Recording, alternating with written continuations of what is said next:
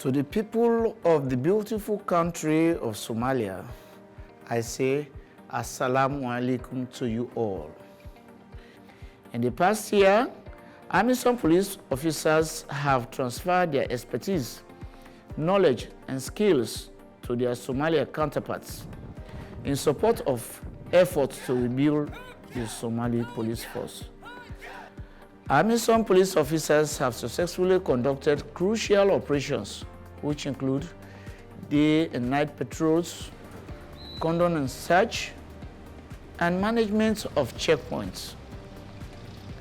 They have supported their Somali counterparts in public order management, provision of VIP escorts, close protection services, and the day-to-day mentorship to Somali police officers.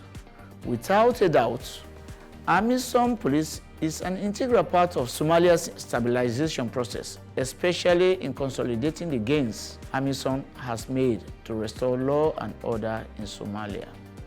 In the coming year, the national elections are an important milestone for Somalia and Amisom. Police will play a key role in ensuring security before, during, and after these landmark elections.